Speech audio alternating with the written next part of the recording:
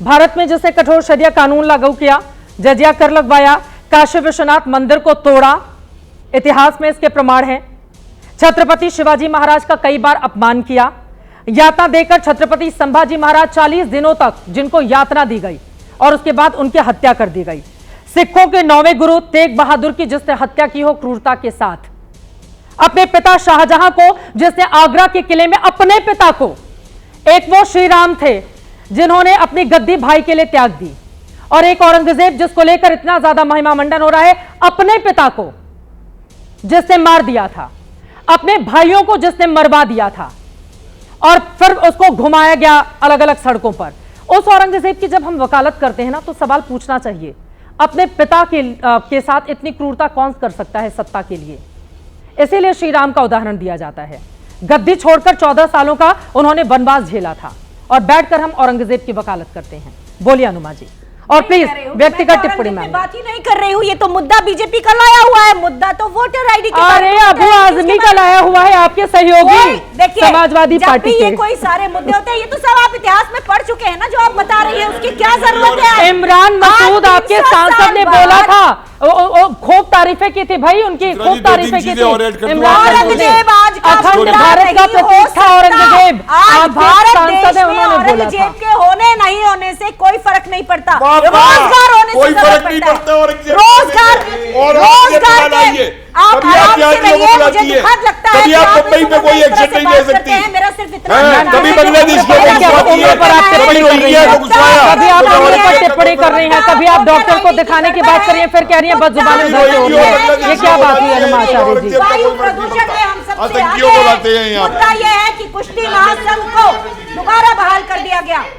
Jain text के 2 example देना चाहती हूँ। एक ब्रह्म विलास करके जैन टेक्स्ट है, अराउंड 1700s में लिखी गई थी, और एक पंचविशिका पद्मानंदी करके है, अराउंड 1670s में लिखी गई थी। दोनों में एक ही बात कही गई है कि औरंगशाही नालंदा, औरंगशाही जो किंग है, उनके सानिध्य में सबसे ज्यादा रिलीजियस टॉलरेंस। आप जाके चेक कर लीजिए, आप जाके चेक कर लीजिए, आप कोई भी, दोनों मैंने किताबें कोट कर दी है, और वो कहते हैं वो सबसे रिलीजियस टॉलरेंट रूलर। उनके टाइम में हमने ये किताब लिखी, हमको ग्रांट मिले, हमने जैन धर्म के बारे में किताब लिखी। आप कोई भी जैन धर्म की किताब उनके समय में उठा के देख लीजिए। ठीक है, वक्त में जल्दी से आप मर्चेंट कम्युनिटी जब सप्लाई दे रही थी औरंगजेब को, आपकी बारी हो गई, आपकी बारी हो गई, आपकी बारी हो गई। मर्चेंट कम्युनिटी जो सप्लाईज करते थे औरंगजेब को, रसद देते थे फौजों को, उनके लिए ये चीज की गई वहां पे। दूसरी बात, इनसे पूछिए जसवंत सिंह का जोधपुर वाले का मर्डर किसने करवाया?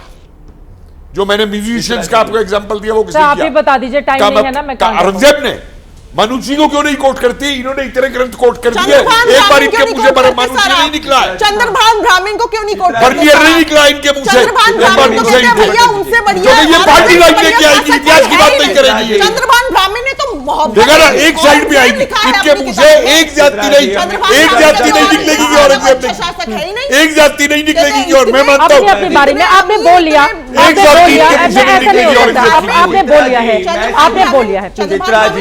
अरे भाई सीधे साधे अपना परिवर्तन करिए और जाके जिहाद करिए, हमारा बेवकूफ बनाना मत करिए। ये तो कोई बात नहीं हो सकती। जल्दी एक दूसरे पर व्यक्तिगत टिप्पणी,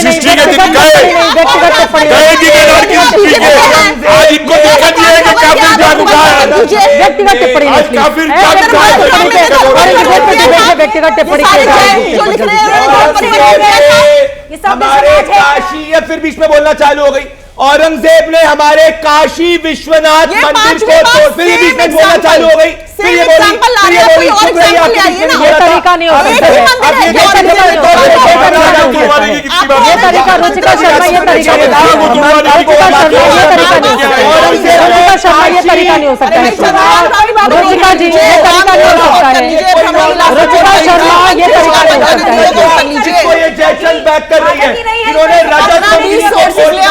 रजत रंगीनी तब लिखी गई थी जब औरंगजेब आया ही नहीं था। ये इनका झूठ देखिए, ये रजत रंगीन को कोट करती है, तब लिखी गई थी।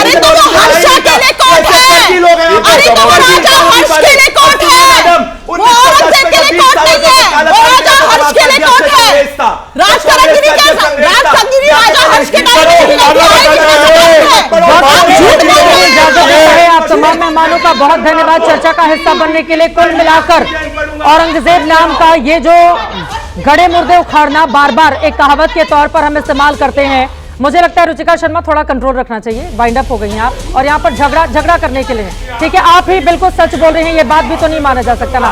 कपिल जी प्लीज, इधर भी नहीं प्लीज, ये शब्द नहीं, ये क्या चंद शब्द प्लीज। प्रदीप जी, ये बहुत गलत बात है, वक्त इतने की इजाजत देता है। कुल मिलाकर अब औरंगजेब वाला मामला कहां पर जाकर किस रूप में खत्म होगा, ये बड़ा सवाल बना हुआ है। लेकिन महाराष्ट्र के साथ ही साथ देश की सियासत भी औरंगजेब के नाम पर गरमाई हुई है।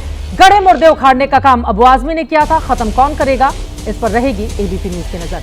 अभी के लिए दीजिए इजाजत। देश और दुनिया की तमाम खबरों के लिए आप देखते रहिए एबीपी न्यूज।